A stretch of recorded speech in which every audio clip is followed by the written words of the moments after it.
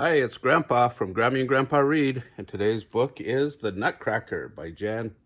It's a Jan Brett book, put out by J.P. Putnam's and Sons.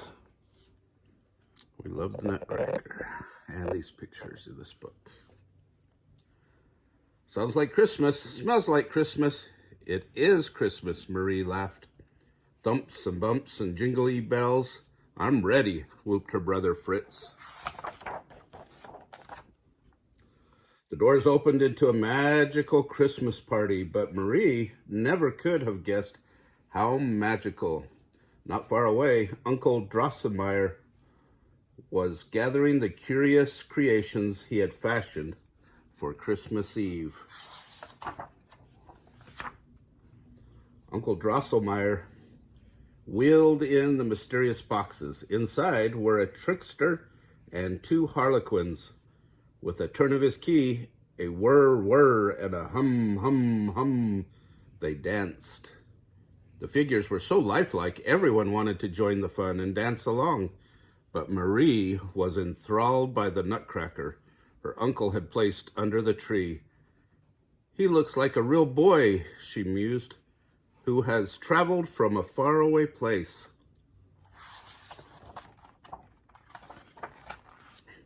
The partygoers danced the grand march and the quadrille and applauded the beautiful music.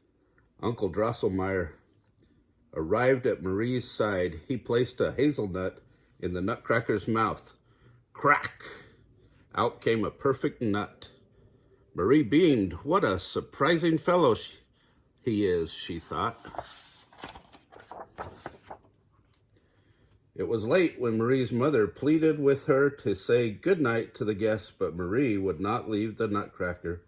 Fritz, wanting to see how he worked, had broken the Nutcracker, and Marie was helping him get better. When the house was silent, Marie lay awake in her bed. I better check on the Nutcracker, she thought. She tiptoed past Uncle's old carved clock with the watchful owl on top. In the eerie light, Marie felt odd. As the old clock chimed 12, she seemed to be getting smaller, or everything around her was growing bigger. Strange sounds were coming from inside the walls. Scritchy, scratchy, squeak.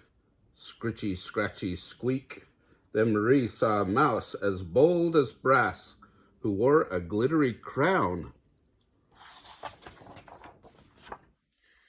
Slowly, the old gilded cabinet holding Uncle's wonderful gifts from times past creaked open. The figures inside moved as if waking up, and Marie heard the sounds of mice gathering at her back. Fritz's toy soldiers were mustering forces. Then a strong, clear voice called, "We will not stand for any mouse invasion or their wicked king."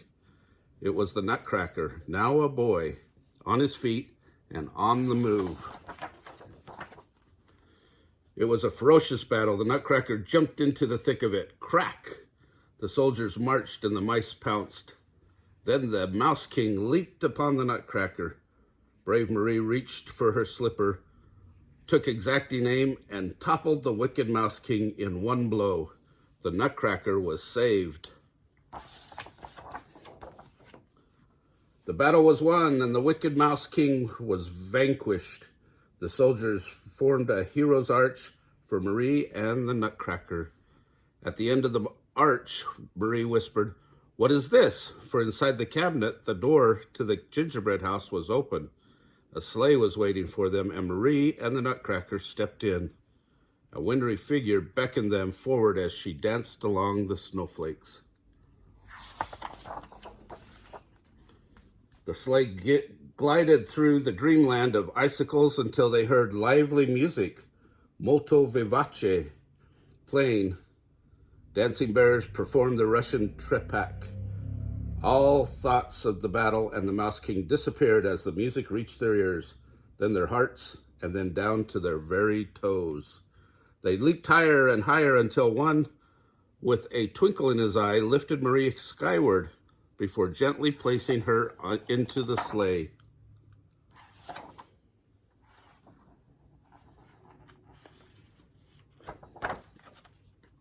Next, they were gliding through a birch copse. The wintry lady escorted them to a sparkling clearing where two elegant foxes performed the dance sarabe, their foxtails entwining. Marie, standing on her toes, imagined the handsome fox spinning her as part of the dance.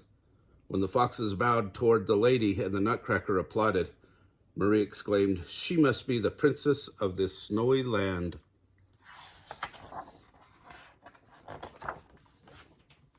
As the sleigh followed the snow princess, the treetops suddenly exploded. A large creature careened through them, sprinkling the woodland with dazzling snow crystals.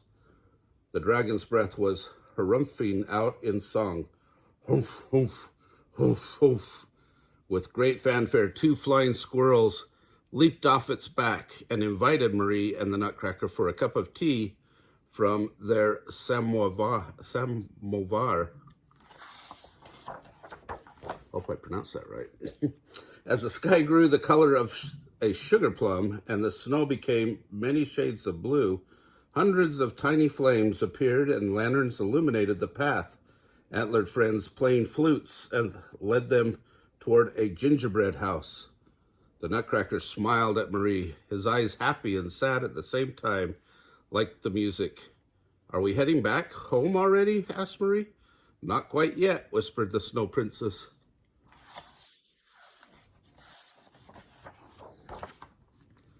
They peeked through the gingerbread windows at bouquets of spring flowers, swooping and twirling to a waltz.